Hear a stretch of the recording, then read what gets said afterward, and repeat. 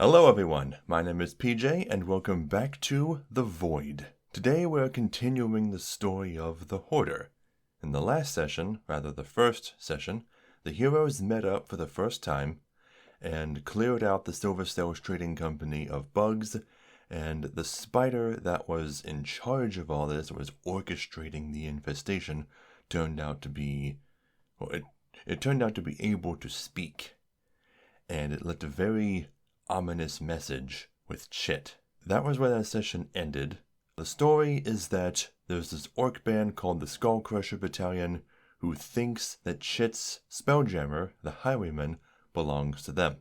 Now in this session, after the players go to the Arms Alliance Inn and have their rest for the night, the next morning, after they run some errands, they went to the blacksmith and got some more weapons. Haramis Dothwintle approaches them once more with a summons and also a fine for Chit because he strangled that shopkeeper, Parzish. I figure I have to fine him for being violent in, a town. And honestly, 25 gold is very lenient. Have you seen the list of the list for crime and punishment from Waterdeep Dragon Heist? Goddamn. Okay, that probably could have written his character completely out of the story. But I was very lenient with it, and I had an in-game explanation as for why, that being that Parzish likes Chit. But Dothwintle summoned them to the prison so that they could interrogate the orc woman that they captured the previous day. Because all night long, she was refusing to speak to anybody but Balthazar. She was asking for him, not by name, because she doesn't know his name, all night long. So they get there. She sees him, and she asks him, "How do you know the name Grucka?" And he tells her that she used to be his lover, and that she died fighting a very powerful goblin in some caves nearby. Now, being an orc, she is a worshipper of Grumsh. Rather, being an evil orc, she worships Grumsh. So she is okay with her sister dying in combat, because she knows that when she dies, she will join her sister and Grumsh on the plane of Acheron. So she is perfectly fine with the fact that she is going to be executed once this interrogation is over. Now, Balthazar tells her that the reason Grucka was at the Goblin Caves in the first place was because she was looking for a crystal rod, and asked if this orc woman, whose name is Shemdine, knows anything about it. She replies, "Yes, we do. The Skullcrushers have been searching for it ever since it was stolen from us. That's why we attacked the hills of Rivercrest. Because we're systematically attacking every settlement nearby, trying to figure out who took it from us. Grucka was a defect. She left the tribe in order to try and find the crystal rod by herself." Chit stormed into the room and asked them why they think the crystal rod or the spelljammer belongs to them. And she tells him, "Not to us, to the Hoarder." And she explains the Hoarder is the patron of the Skullcrusher's new warlock. She would not give any specific names, not the name of the Hoarder or its nature, nor the name of the warlock that recently joined their ranks. That was all the information she would give. Dothwintle pulls Chit aside and explains to him, "Do you realize the situation that this puts Port Last in? If you do not leave our port with your ship within 30 days' time, I will turn the Highwaymen over to the Skullcrusher Battalion in exchange for a ceasefire. The orcs will no longer attack us because they will have what they want." Now, he also goes on to toot his own horn and say that he's being very generous, giving him an entire month to get his affairs in order, because he should just give it over right away to protect the town. But he's doing this out of what he calls kindness. Chit agrees to the terms. They return to Tilda, they explain the entire situation, and they immediately go back to Parzish. Well, actually what they do is they send Serge to do all the talking because he has the highest persuasion bonus, and to do all the shopping. Now, The thing is, Surge actually made zero attempt to haggle any of the prices with Parzish. So, yeah, I'm not going to elaborate on that any further. We're just going to have to see what the players do from this point forward regarding Parzish's prices. But once they've got everything settled, they decide on a course. Balthazar knows the land pretty well. He has the Outlander background, he is very good at finding his way around, and he would know the way back to his home village, the way that he came in order to get here. But the thing is, he's not welcome in his village, so he doesn't want to go back there. He wants to kind of go around, and that's a direction that he is not familiar with, so his Outlander background doesn't completely apply. So they decide to just take the high road north for a while until they're roughly around where his village would be, and then enter the wilderness trying to find their way. So they travel north for a while, and they enter the territory of a bronze dragon, who they see flying overhead. Balthazar knows who this bronze dragon is, but he has never met her. Not in his life, only heard of her. Everyone in his family knows her, because she is the great, however many greats, grandmother of himself, his siblings, and his father, and also, I guess, the however many greats, grandmother-in-law of his mother. They consider trying to get her attention, but decide against it. But they do make a point that maybe later on down the line, they can request aid from her, should they need it. Now, this was not a random encounter. They entered her territory, so it's natural that they would see her, at least just this once. Nighttime passes.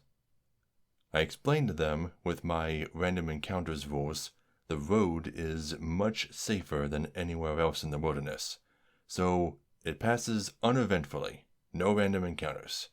Morning comes, and for who knows what reason, they decide that west is the direction they need to head. They're on the Sword Coast, mind you. They head west, and within a couple hours' time, they hit the ocean. And even then, it still takes them a little bit of time to figure out that they were supposed to go east. So they head back east, wasting half of their day completely off course. And then they head further east and finally breach the Neverwinter Wood. They rest for the night, still no random encounters. After that, they make a very good survival check, aided by the fact that Surge decided to climb a tree in order to get a lay of the land, and they managed to reach the goblin caves that they were searching for by nightfall, at the very end of their wilderness travel day, the very end of the 8 hours. They get there, and they all hide behind some trees in order to spy on the goblins who are guarding the caves. They set up camp far away from the eyes of the goblins, and they wait until nightfall. Halfway through the night, Surge uses Minor Illusion to make the sounds of a wolf whimpering in pain, like about 30 feet to the side, over in the trees where they're not hiding. 2 of the goblins break from the guard, that's half of their number, to go over and check to see what the noise was.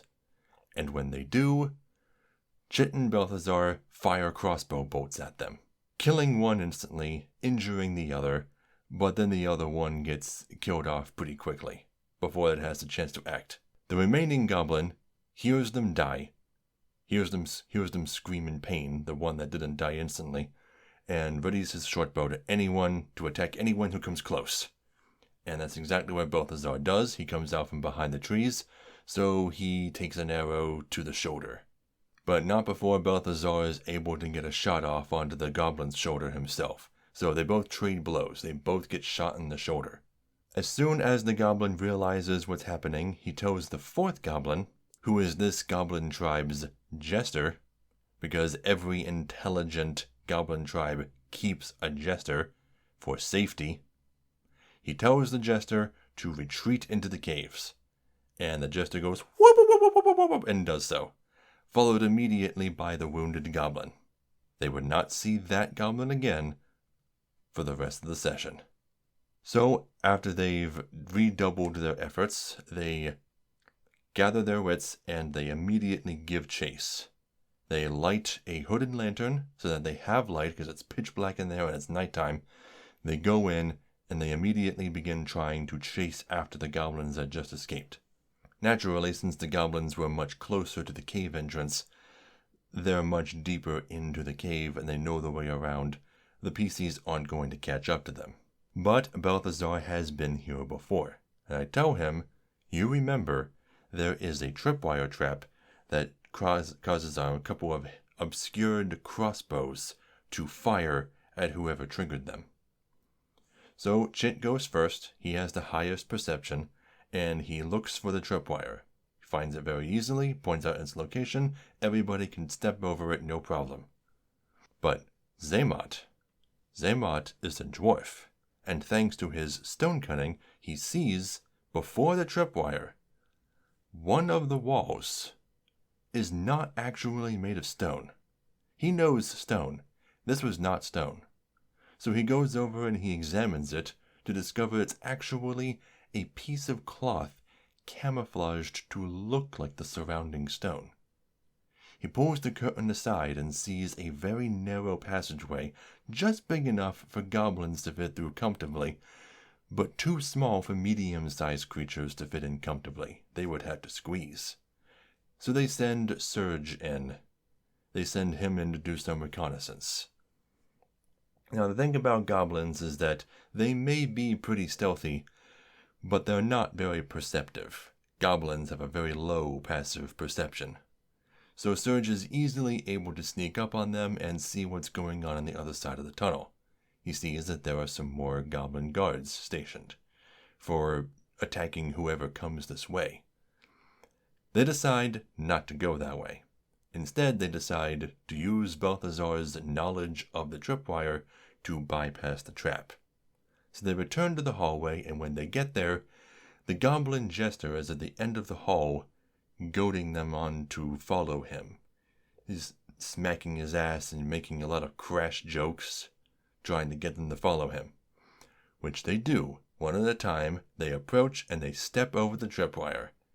The jester is like, really? And then he runs off deeper into the cave. They get to the next hallway, at the end of which the jester goblin is still goading them on. Chit decides to take a moment to examine his surroundings. Once again, he is the most perceptive. He rolls a nat 20. He sees everything. He sees that there is a pressure plate hidden underneath the dirt in the middle of the hallway.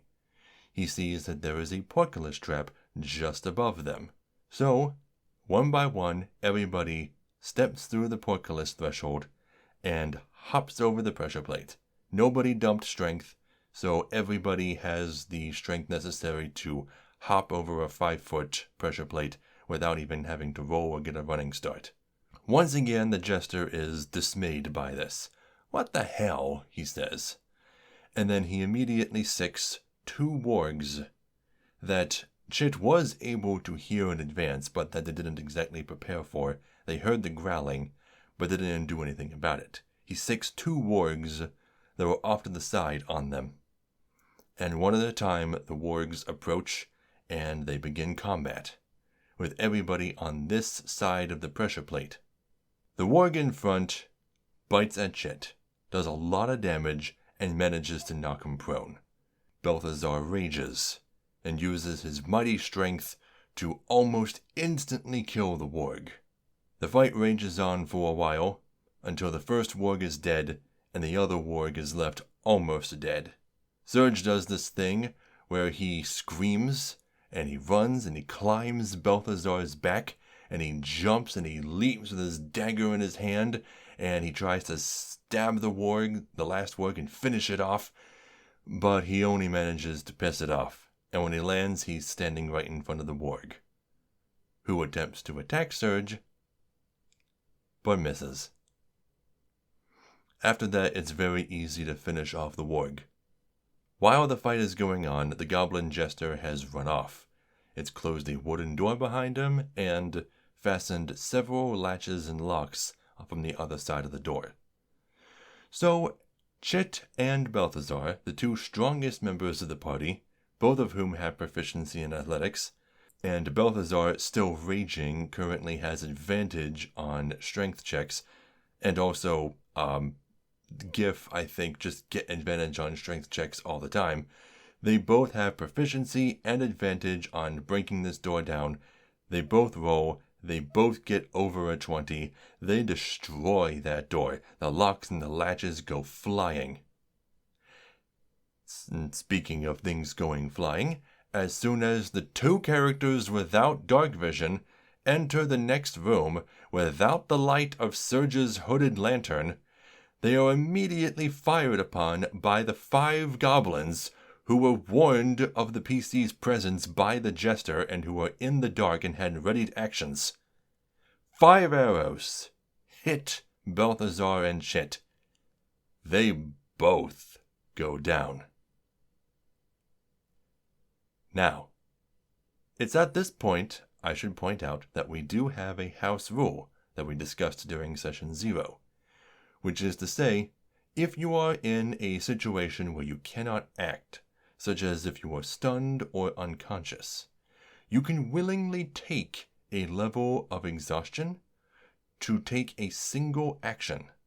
You can either move at half speed because you're prone, so you're crawling, or you can perform one action, whether it's a regular action or a reaction or a bonus action. Chet has a potion of healing, so he takes a level of exhaustion in order to drink it. Then he gets back up to his feet and heads back out the door and gets out of that room. Balthazar uses his level of exhaustion to crawl out of the room, at which point Surge pours out his potion of healing and administers it to Balthazar. At this point, the party agrees that 6 goblins in the dark, with them as weak as they are and no longer with any potions of healing, this is more trouble than it's worth. So they don't bother, they go back the way they came. Chit uses his 10-foot pole in order to trigger the pressure plate from the entrance side of the portcullis in order to slow down any goblin pursuers. After they do that, the goblins that were guarding the narrow passageway from behind the curtain, I forgot to mention this, Balthazar placed his bear trap on the outside of that curtain, specifically to snare any goblins who rush out of there. And rush out of there they did. One of them got their legs stuck in the bear trap. As the PCs are trying to escape from the cave, they decide to engage the 2 other goblin guards who have their scimitars drawn and are trying to prevent the PCs from escaping. So the PCs come up with a plan. They all drop prone, and Chit uses his 10-foot pole to trip the tripwire and cause the crossbow trap to fire at the 2 goblin guards. One of them manages to block a bolt with his shield, and the other takes only 1 damage. Then Balthazar, on the ground, decides to use his dragon breath to hit all 3 of them. They all make their saves, and they all take exactly 1 lightning damage. Only, slightly singed and minorly annoyed, the 2 goblin guards with their scimitars go over to one of the prone PCs, and they both attack, and they go down again. I believe it was Zaymot who went down, yes, because Chit decides, after he finally manages to finish off one of the goblins, the other one decides to disengage, run away, and the goblin with the bear trap on his leg, he can't get it off. He's trying, he can't get it off. He decides getting it off as a lost cause. He stands up and he hops away on 1 foot. So that's how Balthazar lost his bear trap. But Chit, he's a gif. He's really strong. He can carry a lot. He throws Zaymot over his shoulder after they stabilize him, and they all run the hell out of there. They run out of the cave, past the campsite that they set up. They leave the 2 tents behind that they just bought, and they do not stop. They run for 2 miles. I make them roll 2 forced march checks because they'd already traveled 8 hours that day. And by the time they're safe, everybody has 1 level of exhaustion. They take a short rest, and they spend their hit dice in order to recover. Xamot regains consciousness. They decide to set up camp here for the night and attempt the Goblin Caves again the next day. They take their long rest. I determine who's on watch at random times of the night and have them roll perception checks. A total of 6 perception checks, 1 for each a person who was on watch at different times of the night, and then a group perception check in the morning after everyone was awake. Every single one of them failed.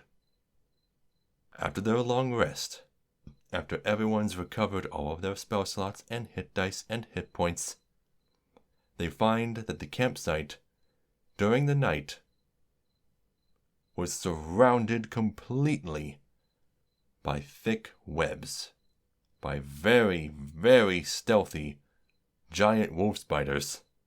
I rolled their stealth check before all of this began. They got a 23. So, it was pretty likely that none of them were going to succeed, but I figure out of 6 rolls, somebody had to get a good roll eventually. But no, none of them did. So yeah, their campsite was completely surrounded. And now here's the thing, this random encounter was supposed to happen at midnight, before they finished their long rest. But I decided that since they had a campfire set up, the giant wolf spiders weren't going to go anywhere near it. I decided, they're spiders, they're probably somewhat wary of fire. So they build the webs just out of the campfire's range. It's a 40-foot radius around the campfire. The brightness of the campfire that the giant wolf spiders avoided when they were building this wall of webs. Before they even know that the spiders are there, the party decides that Surge should, like they did in the first session, start using firebolt cantrips to burn a passageway through the web. And I decide that the webbing is 30 feet thick. So 3 firebolts later, he's cut a 15-foot path through the webbing, and there's still 15 feet left to go. Seeing that their hard work is being destroyed, the giant wolf spiders emerge from hiding and begin approaching their ensnared prey. The heroes all huddle together, back to back, facing all directions. But it doesn't matter. They're level 1, and it's 7 giant wolf spiders. And if that sounds unfair to you, I did not make this encounter. This is an encounter that you can roll on 5th edition's Forest Encounters table for levels 1 through 4. 7 giant wolf spiders. Wizards of the Coast thinks that this is a fair fight, but it doesn't matter if it's fair or not, because during Session 0 everybody agreed on status quo encounters. Which is why the Goblin Caves were so deadly. Because it's not a level appropriate dungeon. It is a status quo goblin lair. The creatures in the lair are as powerful as goblins should be. Similarly, this is an encounter that one could encounter on D&D 5e's official wilderness encounter tables. 7 giant wolf spiders. I think it could have been more than that. You know what else is on those encounter tables for levels 1 through 4? In the Grasslands table? A T-Rex. Which is over twice as powerful as this encounter, by the way. But it doesn't matter how fair this is or not. What matters is what happens next. Surge continues throwing firebolts, trying to finish the path that he was carving into the webs. Meanwhile, everyone else is fending off giant wolf spiders.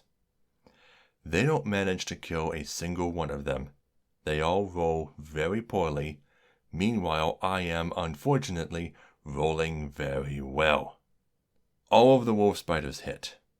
The amount of damage that they managed to deal, considering that Balthazar raged right away and was able to resist most of the damage, and Chit has a lot of hit points, and Zaymot has resistance to poison, they all managed to just barely survive.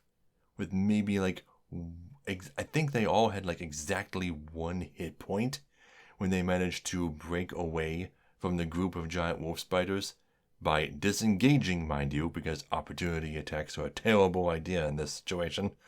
They disengage and they move away. Now I should mention there is one PC that did not stay standing.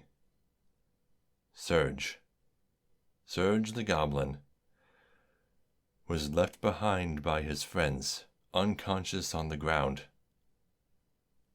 Now, they didn't know this at the time because I rolled the death saves for them, but Surge was already dead. There was no saving him. The giant wolf spiders begin eating his corpse, but since it's cool, as his dying action, I allowed him to shoot 1 more firebolt in order to create a path for the rest of the PCs to escape, while the spiders feasted on his corpse. Zaymot, Balthazar, and Chit managed to get away.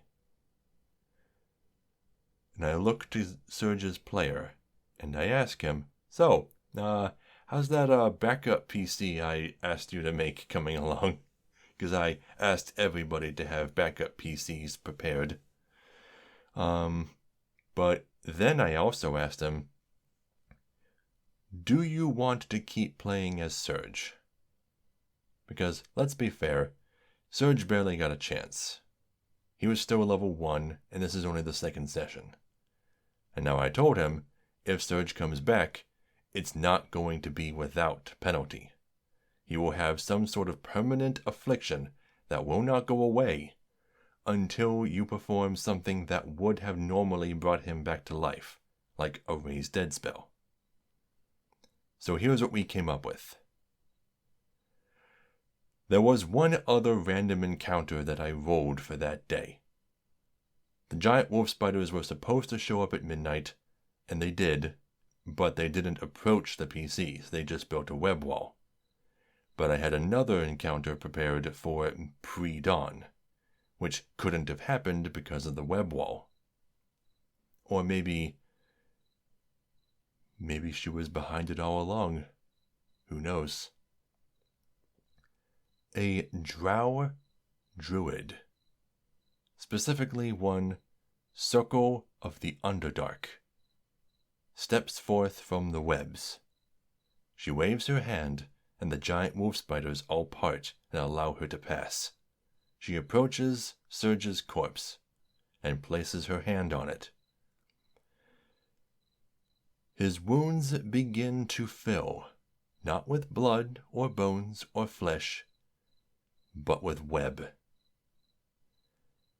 And when his wounds are completely closed, his eyes burst open, and he gasps for air with a sharp inhale. He gets up, and he feels as though his entire body is covered in sticky web. You know that feeling you get when you feel like you've got web on your hands or your face or in your hair, but you don't? Surge feels like that all the time now. He feels so sticky, not because he's covered in web, but because he's filled with web, which permanently reduced his speed by 10 feet. Surge's speed is now 20 feet, which will also reduce his ability to climb and swim very significantly. As for the nature of this drow woman and what she was doing there, and why she was able to pull off a weird druid-flavored revivify on Surge, that'll have to wait for next session.